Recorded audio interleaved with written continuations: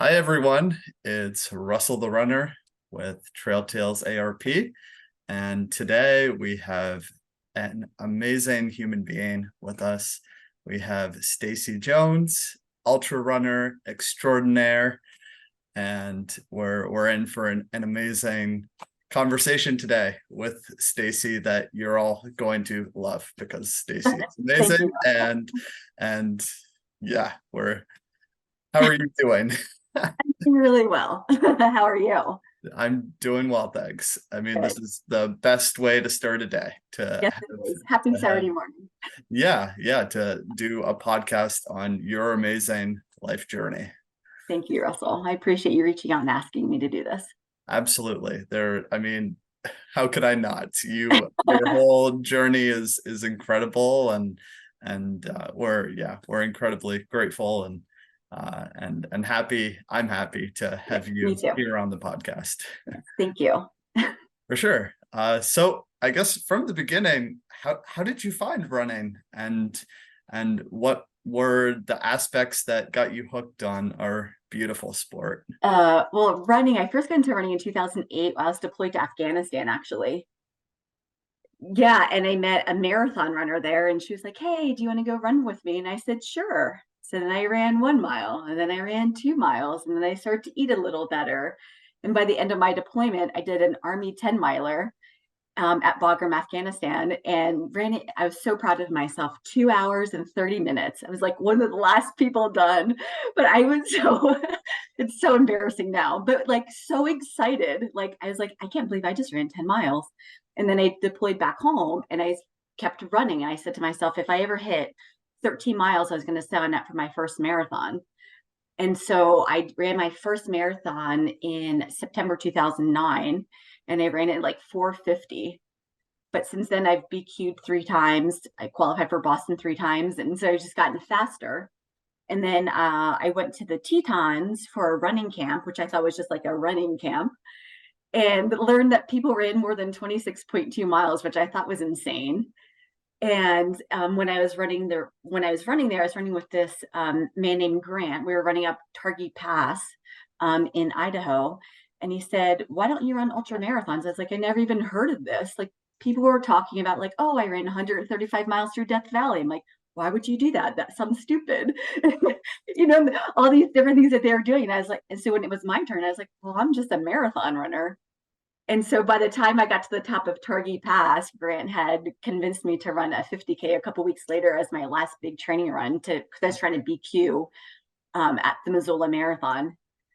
And so I ran a 50K in Montana, trails to rails, and I had the course record for, I don't know, like 3 or 4 years. That's Yeah. I'm blown away by everything you just said. I mean, what a unique way to find running Yeah. through the army. I wouldn't have expected that. Yeah. And Same. it's I mean, with that first 10 miles, it must have been incredibly difficult, even just focusing on that, right? Yeah.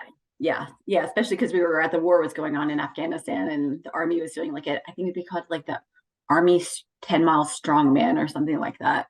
For sure. And then Yeah. within a year, you were running a marathon, and Mhm. pace doesn't matter. Your first marathon is your first marathon, no matter the time. Yeah, It's about the exactly. Yeah. experience and proving to yourself you're able to cover 26.2 miles or 42.2 kilometers, in Right. which Yeah. you did within a year of finding running, and that's amazing. And then Mhm. you have this friend who gets you to think about ultra running. And yes, there's many people who are shocked that, I mean, I know the way I found ultra running. I mean, I set a goal to run a marathon, and then I went past the marathon and I didn't know what that was called either. Yeah. And then I Googled it, and we learned about this whole ultra running world. Yeah. And it's a whole new ball game out there.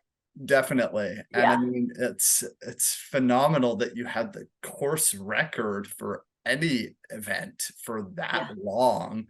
Yeah. I was surprised I held it that long as well, actually. Well, but I'm not surprised. You're Oh, incredibly strong. thank Yeah, you, I Russ. mean, it's incredible. Yeah. It's Yeah.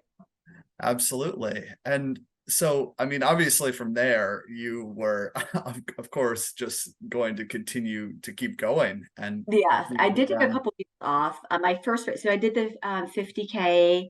I think it was June, and then that October I ran the Grizz, which is outside of Glacier National Park in Montana, and that's my first 50 miler. So I stayed at 50 miles for a really long time, 50 miles and 50Ks, because I just really love that distance. And then I did Bigfoot 73 in 21 and loved that race so much. And that's the first time I'd gone over 50 miles. And now I've done, I think, 4 100Ks potentially. And then, yeah, attempted 200 milers. Yeah, Yeah, that's yeah. obviously next Yeah. level phenomenon. I actually have a close friend who he's traveling tomorrow for the Great Divide 200, Canada's Oh, first 200 plus miler. It's a total other. Yeah, shout out to Adam Kopany, my yes. very good friend, my brother, and not biologically. Yeah. Yeah. I don't have a brother biologically, and yeah, he's amazing. I mean, the Bigfoot 73, I know that's obviously Candace Burt's event, Yes, it and is. Bigfoot has a huge amount of elevation gain. Yes, You I know, want to say the 73 miles, I'm kind of guessing 25 to 27,000 feet a gain. nearly the equivalent of Mount Everest over Yeah, 73 miles, which is yeah, incredibly steep. And yeah, yes. it's beyond phenomenal that you finished that. Yeah, and I It- had such essentially a perfect race. Never bonked. Um, had a little low in there, but I was like, oh, I need some food and climbing Norway Pass. And it was, yeah, just I ran with a couple people for, I don't know, maybe 20 or 30 miles, which kind of kept my brain going. And I was able to pick my pacer in the somewhere in the 60s. I picked her up and get off the mountain. And then there's like 7 miles to the end. And I said, I'll see you at the end. And she's like, what? And I like took off. I was just like, I still had like that reserve. My coach always says to me, finish dead. And I wasn't dead yet. So I went as fast as I could I to get mean, to the finish. you had already covered essentially 100 kilometers through Mhm. mountains, and you were still able with an extraordinary amount of climbing Oh yeah. in altitude, and you were still able to run strong that final half marathon, if we want to Yeah. call it that, to a 73-mile finish Yeah. at Bigfoot. I mean, that's Yeah. extraordinary, and Thank you. obviously it's proof of how incredibly strong you are, and your evolution from from the very beginning, Mhm. where you found running, because it all counts. It really does. I find actually when you start running, it's more difficult in terms of you're learning how to run, and over time you build the space, and then from there, I mean, that's an extraordinary and incredibly challenging journey, albeit you had already built the base and all of the endurance necessary to be strong, and that's how you were running after over 100 kilometers of mountains to the end of 73 miles, which I'm doing the math, that would be essentially 120 kilometers. Yeah, Which, 120K. Yeah. yeah, which is beyond incredible through Yeah. mountain. So not just physical, it's also mental. Yes, That mental definitely, toughness definitely has to get you through. for sure. Yeah, Yeah. and Yeah. I know you've done obviously a good amount of other ultra marathons. Mhm. I have some of them written out here. I mean, I know that you had a phenomenal journey in Vermont as well, of three Yeah. marathons, 78 miles. Tell us about that. Oh man. It was literally up until mile 72, 71. Picture perfect. No bonking. My food was perfect. I was ahead of schedule by about 2 hours. So we were aiming for a 26-hour finish, and I was on target for 24-ish. By the time I'd gotten to 70, I think 70, 71, that aid station there, picked up my first pacer, started climbing, and my stomach just said, not today, Stacy.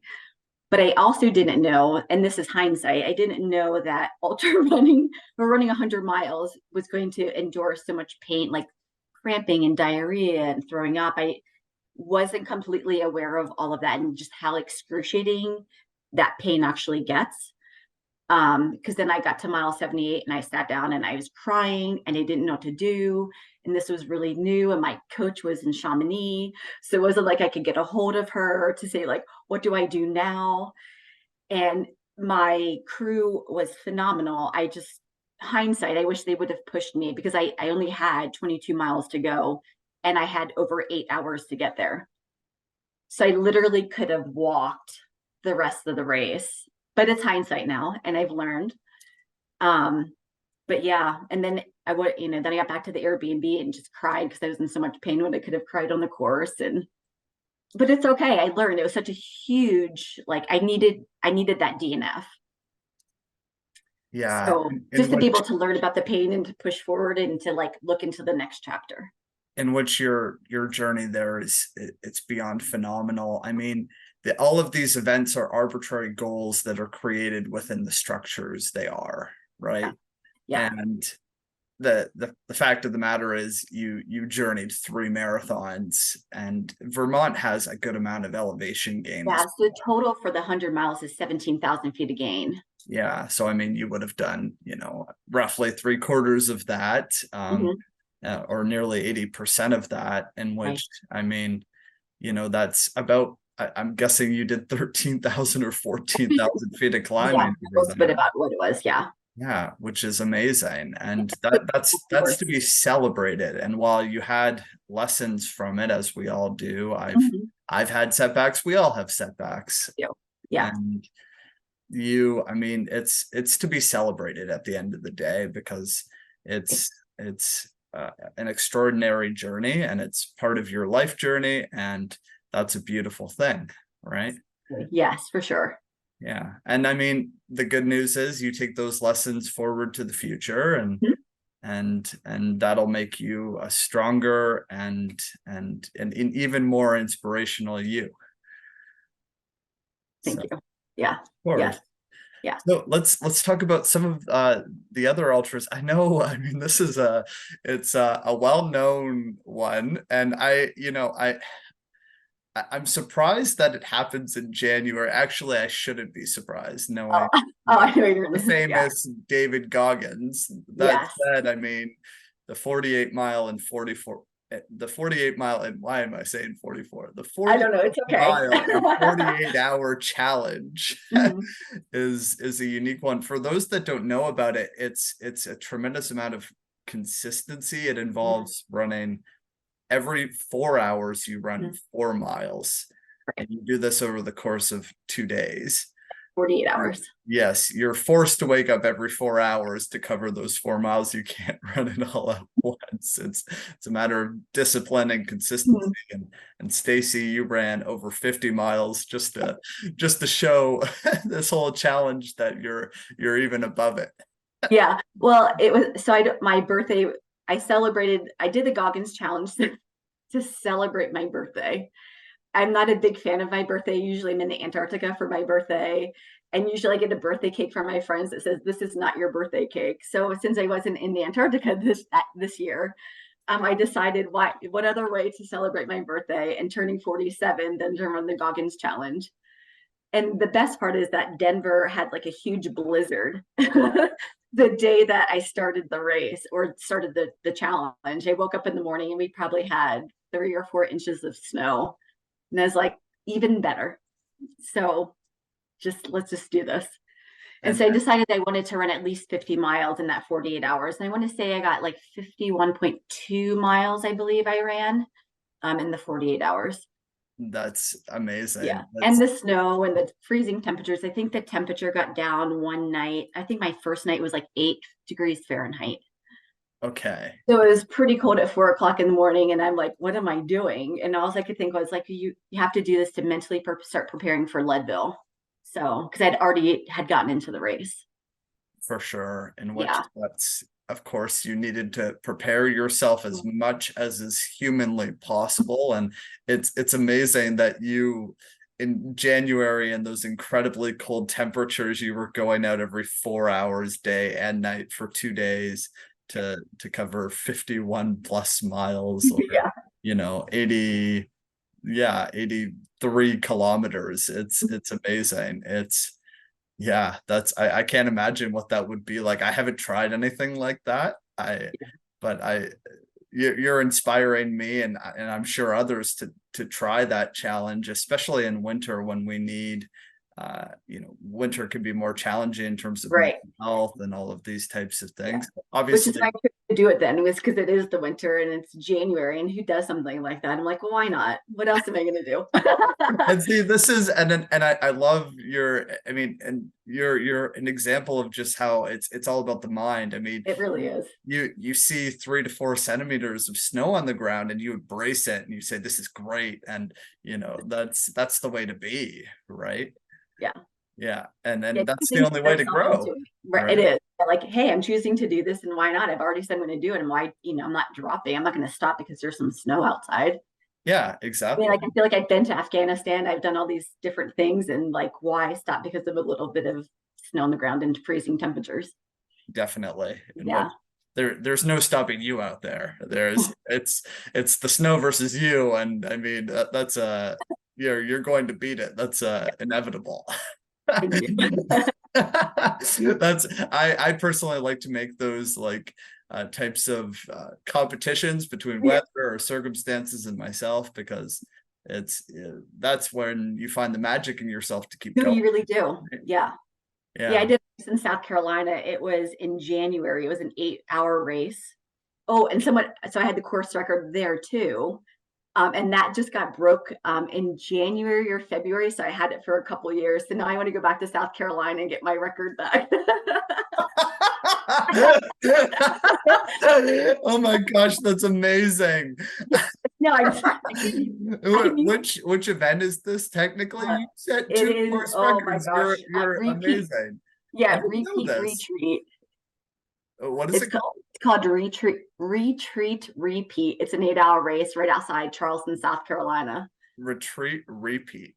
Yeah, it's Uh, just a small little race. It's like, kind of locals because I lived in South Carolina for over 2 years. And my friend Lionel ran it, was going to run it, and he told me about it. And so I was like, oh, so I got a hold of the race director. I was like, is there any way I can run the race? And he's like, yes, please come. He's just like begging you to come Yeah, yeah, to do it. I yeah. mean, I guess it wouldn't get it's quite a small amount Yeah, of it's a small little local humans. event. Yeah. Yeah, that's good. That's and then you just came and crushed their course record, and it stayed there Yeah, for a and it couple was of raining, and it years. was like in the 40s, and I was just running in my sports bra, like it's no big deal. I love the cold because I do love the cold. I mean, I do work in Antarctica, and I am from Washington State, so the Okay. cold is just fine with me. That's awesome. Yeah, That's great. I mean, yeah, yeah. again, the cold can't beat you. No, I It's love it too your much. and Yeah. and you love it. So I mean, it all just goes hand in hand to the core of your being and who you are, which is amazing. So the next one I wanted to talk to you about was, it was after, yeah, I mean, after the Goggins challenge, of course, most recently, I thought I had one more on here, but I yeah. had the Uh, year right. oh yes, okay. I skipped the one at the beginning that I had written. Yeah, the You're a Backyard Backyard. Ultra. Yeah, Mhm. yeah. Thank you for reading my mind. Yeah, no worries. Yeah. Yeah, so I got into Leadville 100 and needed like a big training run, and I wanted to do a backyard. I've never done it. I know that they can be challenging. Wanted to see what I could do in like that distance. And so the course record for that course was 68 miles for females. And so my goal was to hit 68 miles. My coach, she lives in Silverton, so luckily she's literally just right down the street, more 45 minutes away, like next town over. And so decided to sign up for the race. And so the backyard is 4.167 miles at the top of each hour. And Yes. so the race started at 7 a.m., I believe, and 1 yard is 4.167 miles. And I just kept going, hit the 50K point, feeling really, really good. My coach shows up, and we're just going and we're going. And I barely made one of the cuts. My stomach started to get a little sour. and I slowed down a little bit, and I like came in and she's like, it's time for caffeine. And I said, okay, let's do this. So I drank a little bit of caffeine and just kept going and going. And I came back and I hit the 100K point. And she's like, okay, well, it's up to you at this point. You can keep going because there are still two other females that were out in the course. And I know the other female was aiming for over 100 miles. And my coach did not want me to hit 100 because it would take a little too long to recover to continue to train for Leadville. And so we had decided to stop at 100K, which is fine with me. The next female, she stopped somewhere in the 80s, and that was because there was a mountain lion on the course and it made her nervous. And I think the female that did win and now has the course record, I think, got 112 miles, 114 miles. So she just was like the little Energizer bunny out there and just kept going. And she was from Brazil and quite the lovely woman. It's beyond phenomenal. All humans who participate in these backyard ultras, it's a different type of sport in a way. It is. I've yet to do a backyard ultra, albeit I'm fascinated by it, especially in terms of the routine involved in it. I'm very mathematical, and I find that being mathematical in that type of version, and also being incredibly community oriented, because you're running every lap with all of these humans until there's only one left, the last runner standing. It is famous words, right? It is. And I mean, I find it fascinating in terms of how you time each lap. And of course, that must have been incredibly scary when you nearly didn't make a lap. I mean, how close was it exactly? 56 minutes or 2 minutes? And I was usually doing about 12. It was usually coming in at 10 to 12 minutes, like to spare, where I could sit down, warm up, eat food, and then use the bathroom if I needed to and go back out. When that 2-minute cut made me a little nervous. Definitely. I mean, in that essentially you only had like a minute and a half by the time it was like come in, but you just chugged some caffeine and you went back to the start line. Which luckily was right there. So I literally in my chair, there was the line. So well, thank goodness you were like right beside, because every second counted then. Every second does count there. And that's when I came in my last lap. I think I did my last 4 miles in like 39 minutes or something like that. I was cruising, but I had so much caffeine in me. And I came in and I told the race director after I talked to my coach that I was dropping, and she's like, you still have like 15 minutes. I was like, nope, I'm doing well. I want to stop here, and I don't want to like hurt myself. And 100K is still an amazing feat. I wanted to go out on my own and not like because of my stomach or whatever. Definitely. That makes perfect sense. I mean, every time I even tell like runners here that, I mean, we're a different breed, obviously. Runners, I tell runners here that a half marathon is far, you know. It is. And it is. I mean, it's all a matter of perspective, and it definitely is, and your experience and everything. 100 kilometers is always a truly special journey. It is. It's you learn a lot about yourself in every single one, because they're always different. They're all so different. Every race I've ever done is always so different. I did a half marathon when I was living in South Carolina. I told my coach to never make me do that again. It's so fast, right? Like we're ultra runners, we're slower. It's a lot of pressure. And then people were like, oh my gosh, Stacy, you're doing so well. I'm like, I'm dying here. This is too fast for my heart. I don't like running this fast. An 8-minute mile sounds stupid. No, it's a 10-minute mile. We're not used to it at all. It's super hard. I know here in Prince George, the Prince George Roadrunners, all of their events, I mean, to me, they're considered short. Their furthest event is a 27K. Actually, just did it last weekend on the Labor Day Classic, and it's like I'm just like trying to keep up, you know. But people tell me that I still have speed, but I don't know. It's all relative, you know. It's relative, yeah. But you feel a lot of pressure, right? There's a lot of pressure, it's like it's harder. It is. We just prefer to just like, you know, going in our ultra shuffle, right? I love the ultra shuffle. It's just like it's relaxed. You have all day. Do your thing. Make sure you're feeling good. Exactly.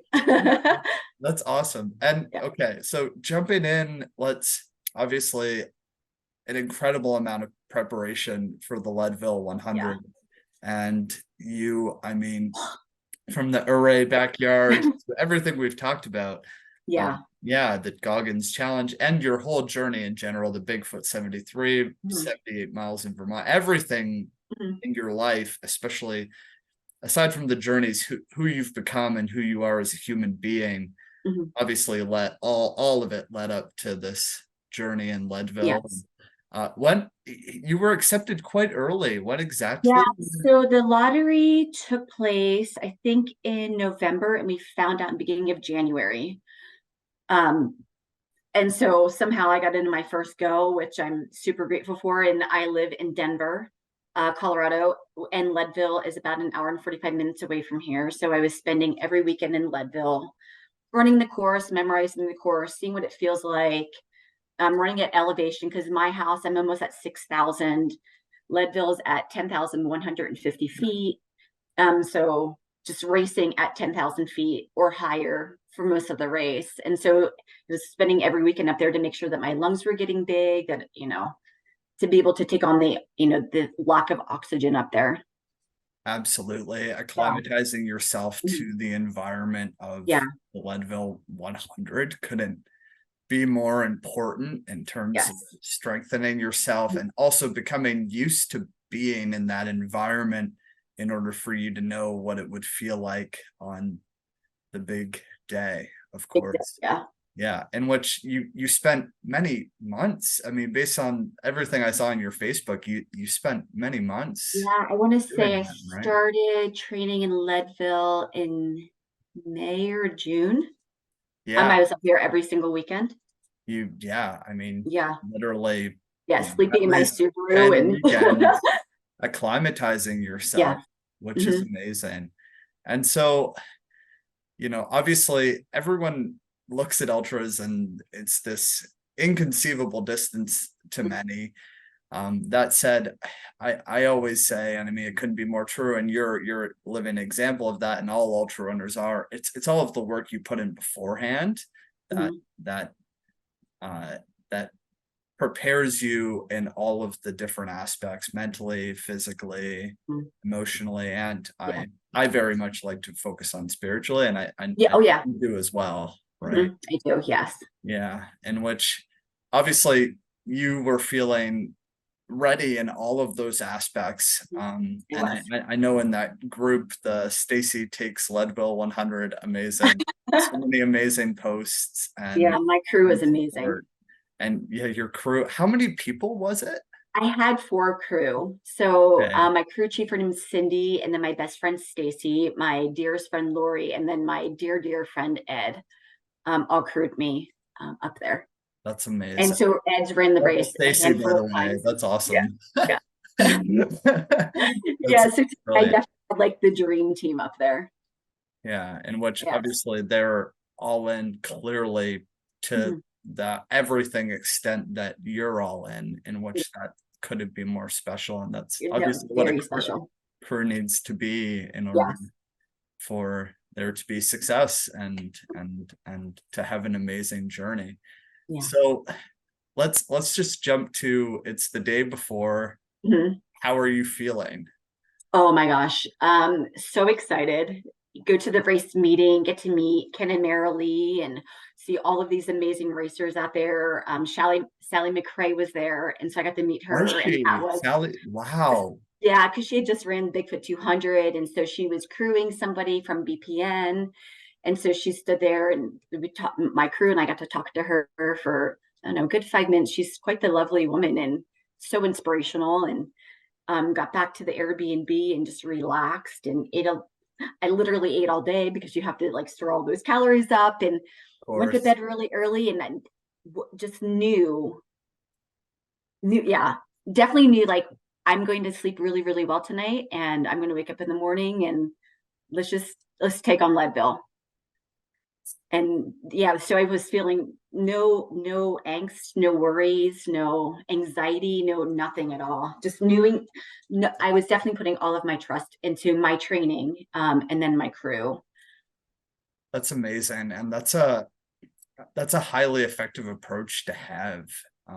because angst and anxiety doesn't help Mhm. anything in terms of actually what's even going to happen. It Right. doesn't affect anything. It's a true skill, and clearly you've proven your ability through what you just said, and ahead of a tremendously significant journey to not feel angst and anxiety. It's something that I'm continually working on. It's incredibly hard to master it even. Yeah. And I think it's something that we'll continue to always master. I don't think it's something that, and maybe for some people, right? Like I'm still learning.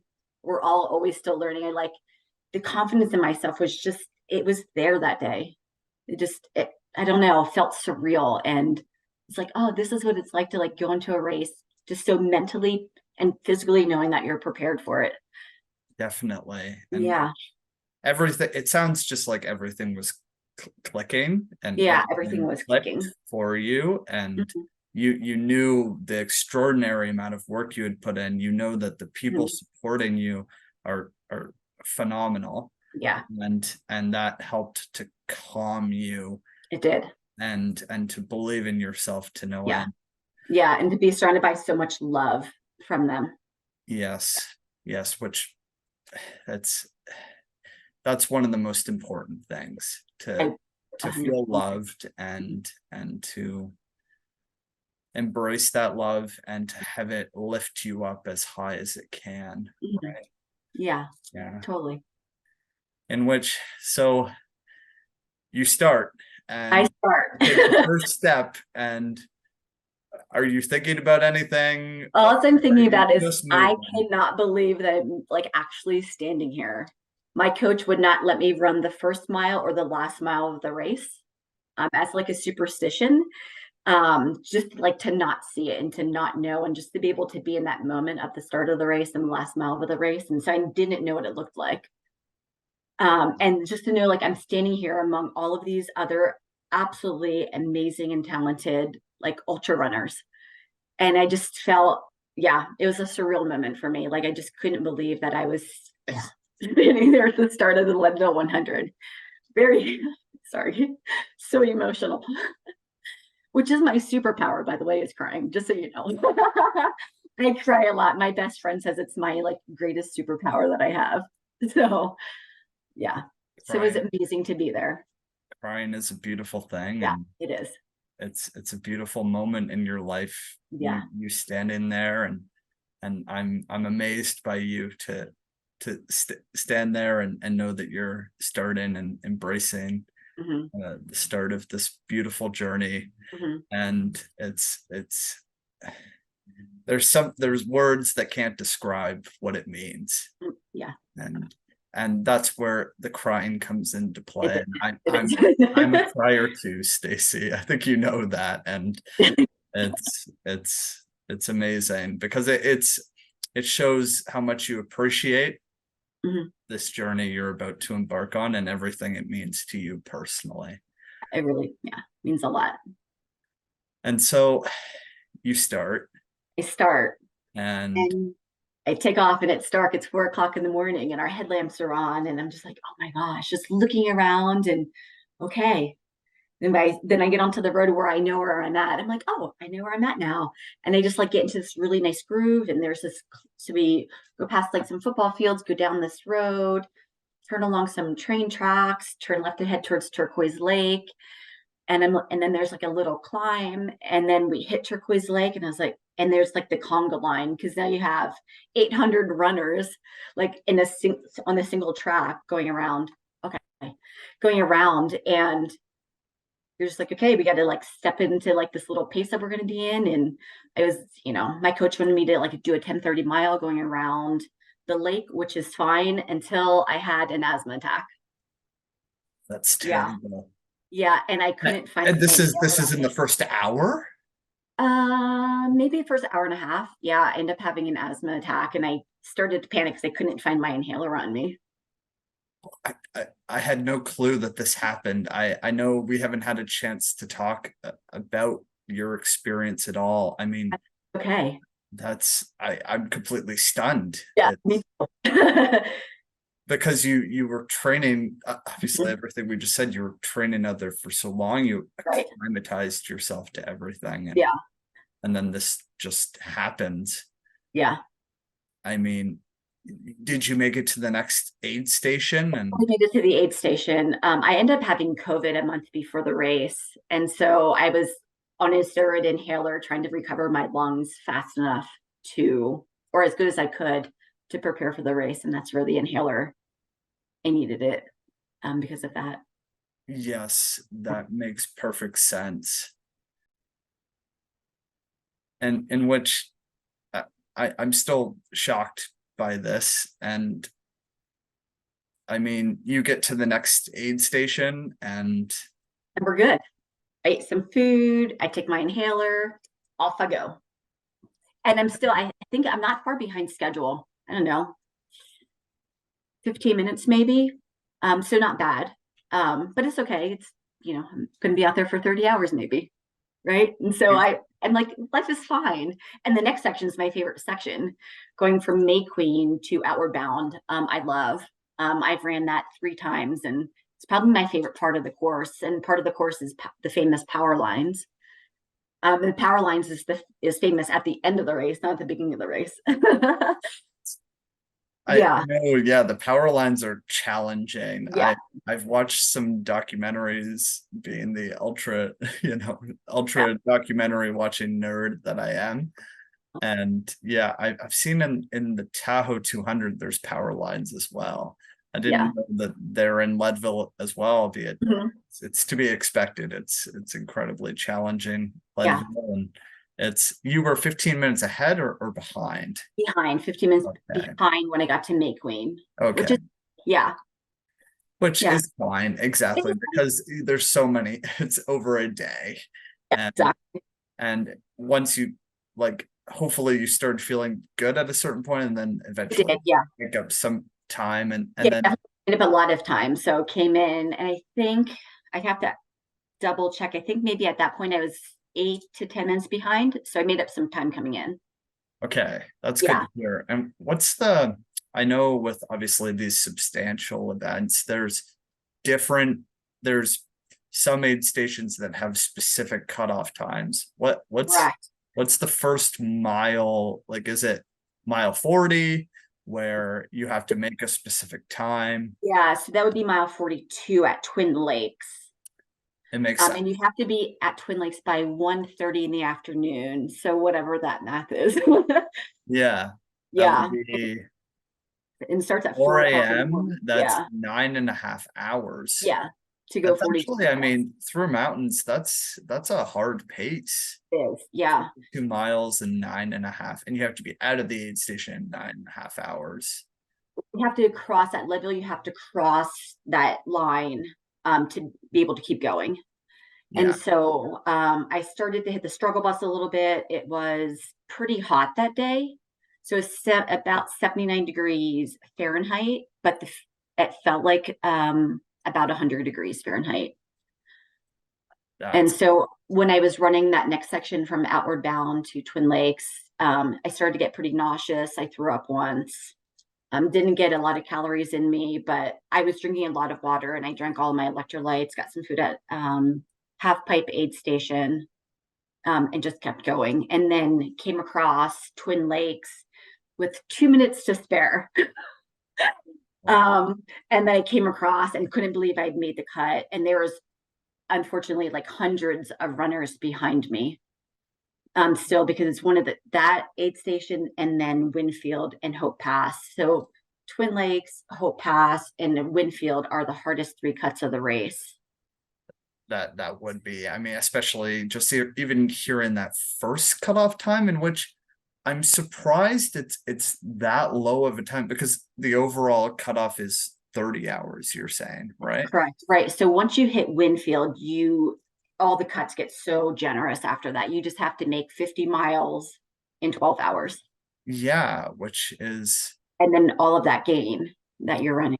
which doesn't seem fair to me in terms of the math. And I mean, it isn't fair mathematically. It's Not not. mathematically fair. I mean, it should be 15 hours. I mean, maybe 14 hours because the back half will always be slower. Right. Yes. Yeah. 50 miles should be 14 hours instead of 12. That's hard. It is hard, but that's why it's one of the toughest races out there. Definitely. In which Yeah. I know in Squamish, the Squamish 50 miler, where I had my incredibly special journey a few weeks Mhm. ago, Yes. they for 50 miles they have a 17-hour cutoff. Of course, that's the finish though, right? Yeah. Squamish 50 miler, 17 hours though. Be Whereas, generous. yeah, in Yeah. Leadville, it's even more challenging, and that's 5 less hours, Mhm. which is, I mean, you have to be incredibly strong Yeah.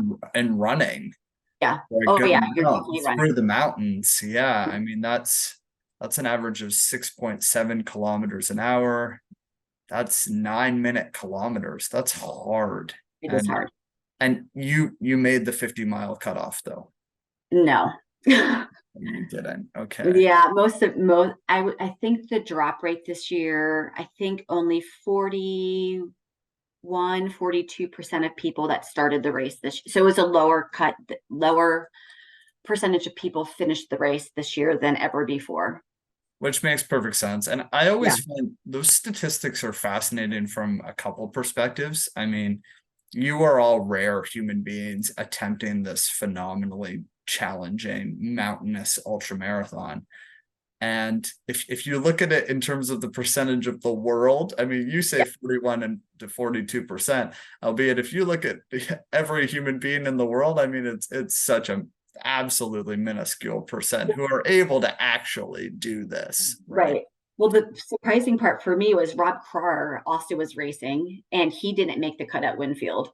Oh, And he's a I can't professional ultra runner. So I can't believe that. I mean, that's I mean, proof right there that they they keep should posting. extend it more. Did he miss it by a half an hour or Yeah. something?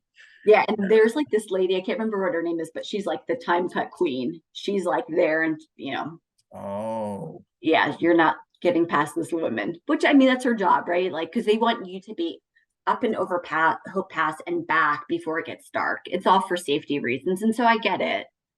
yeah, Um, but that yeah, that does make sense. yeah, because the It's, Hope Pass is she's pretty steep, 24% incline, yeah, like going that's up. And then from Twin Lakes up to top of Hope is 24. And I think from Winfield to the top of Hope is 26% incline.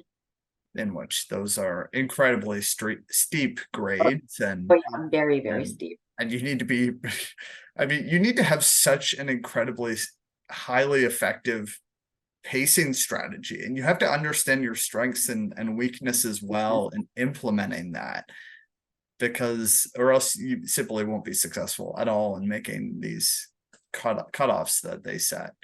Yeah. You so you made it to the 42 mile, To 42. and is the next aid station after that 50 miles? It's 50 miles. Yeah. Okay, so you Only eight just miles, but it's the hardest 8 miles like during the day to do. So I came into the aid station crying because I couldn't believe I made the cut. I was really excited about it. And like sat down and my crew's changing out all of my stuff. They're trying to cool my body down because it was so hot. I was pretty delirious. According to my crew, I don't really remember much of the conversation, sadly, because I was just, like for me, once I hit 40-ish miles, my brain starts to like, I need like a pacer or someone to tell me what to do. And so my crew was like, here is a croissant. Your coach said no huckleberry jam because I love huckleberry jam on my croissants, and like told me I had to eat it and I could not throw it away. And they said, okay. And they gave me my trekking poles and off I went with my one of my crew pacer guys. His name's Ed. And he takes me to like a certain point and we're talking about what's going to happen next because he's run the race a handful of times. And so I kept going and crossed the water, started the climb Hope, and I am like looking at my watch and people are coming down. Like the first, second, and third place men are coming down the mountain, but then there's other humans that are coming down. And sadly, it started to look like this carnage coming down the hill. And I'm like, are you okay? And they're like, I'm not going to make the cut. Why are you going to keep going for? You're not going to make the cut either. And I was like, no, because I'm a really great power hiker. And I kept going. I'm hiking and I'm hiking, and all these people are like coming down, and I'm like not understanding in my brain yet what's happening until I stop to eat, and I'm like doing the math, and I was like, oh snap, I have like 2 miles to get to Hope. It's called Hopeless Pass, and I have a little less than an hour to get there. And my average mile to get up there is going to be, according to my coach, between a 28 and 30-minute mile because it's so steep. And I started doing math, and I'm trying to pick it up a little bit, and watching the time and watching my average pace at that point was about a 35-minute mile. And I was like, man, I'm not going to make this cut. And then I watched some guy who had already turned around fall. And so I helped him get up. And then he was pretty bloody, and hey, do you need anything? So I had some band-aids on me, and I gave him a couple of band-aids. And I don't know, I thought it was the right thing to do, was to help him, because he wasn't doing well, especially after this pretty nasty fall he had taken. And so I probably went another, I don't know, maybe 500 feet. And I was like, you know what?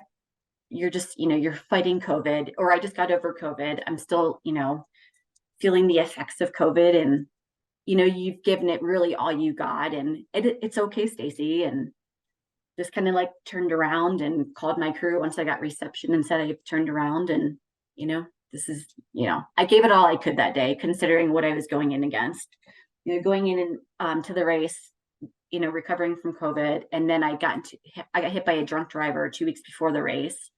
And so, yeah, so I went in with a concussion and whiplash, and that was still healing. And, so I did the best I could. Right. And it's okay. Yeah.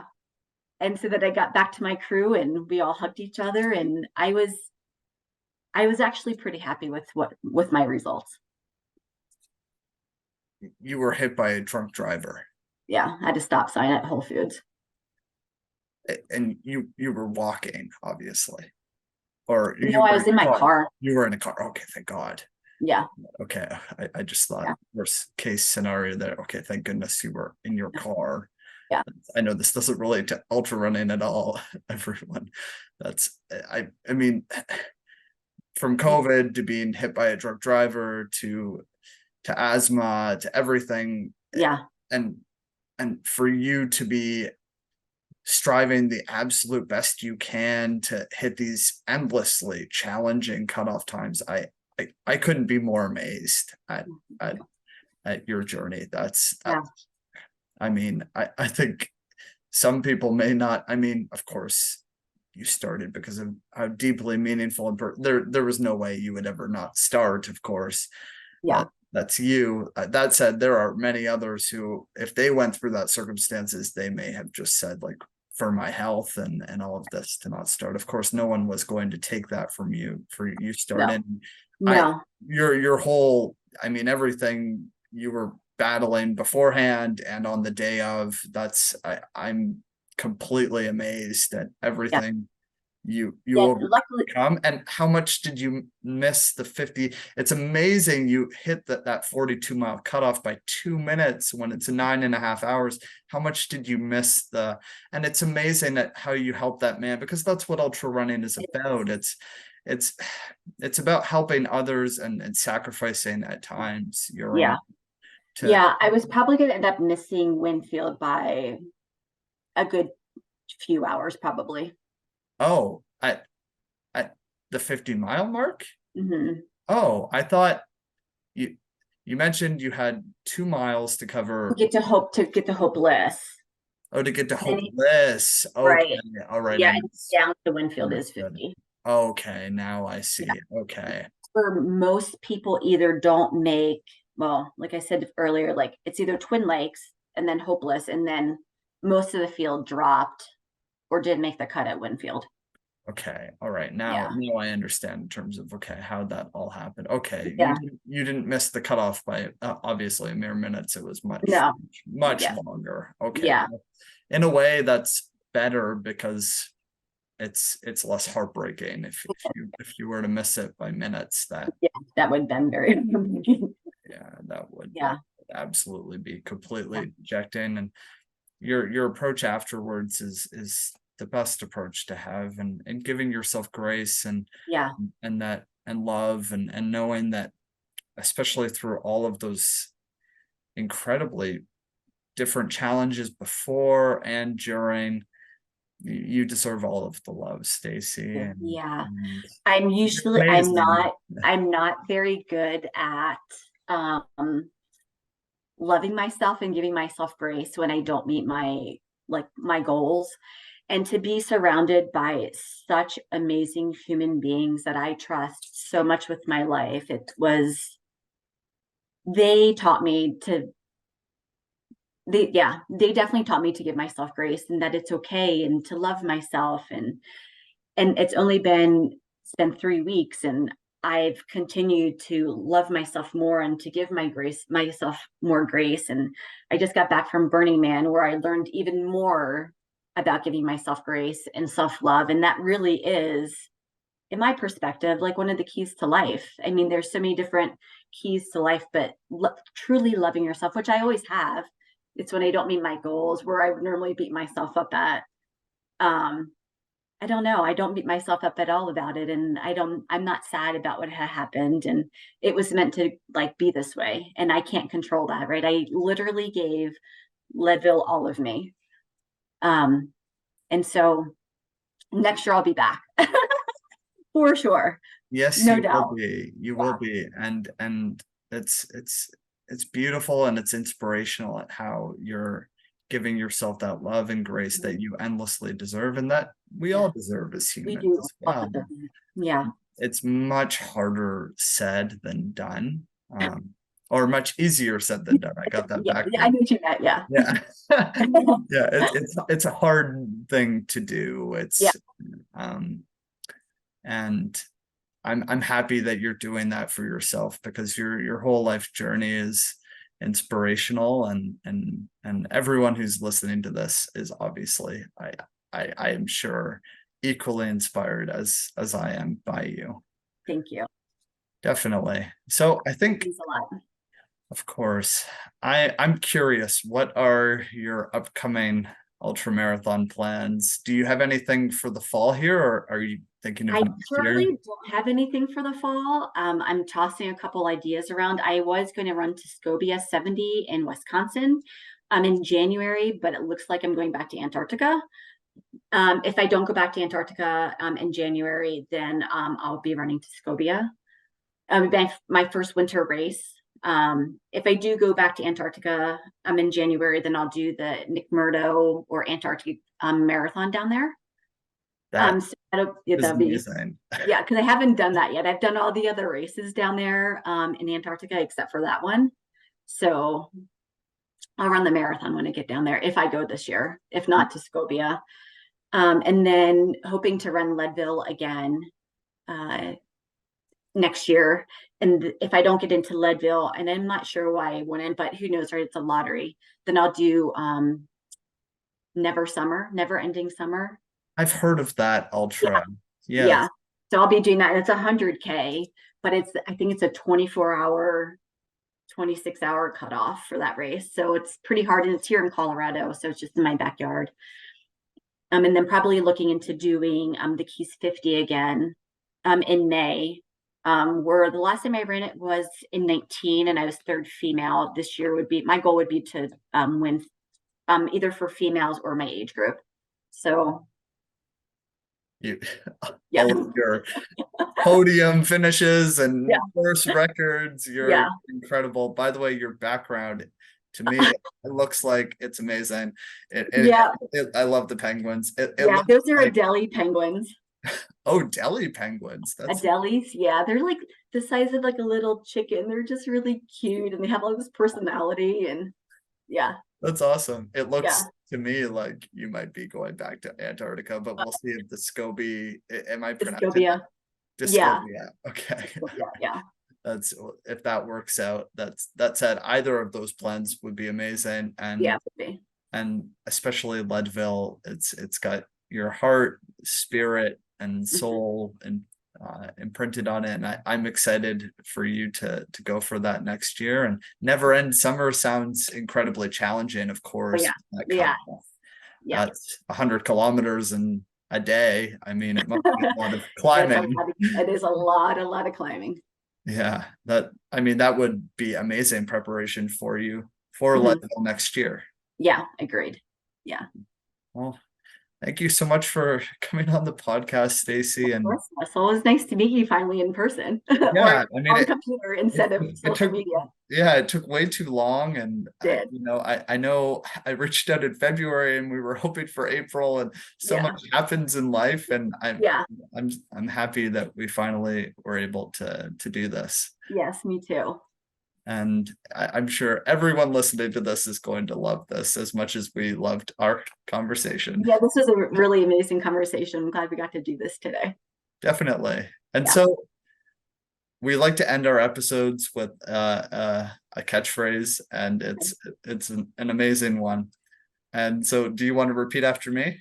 Sure. Okay, ready? Three, two, one. Run wild. Run. Oh, okay. Let's do that again. Do it again. Okay.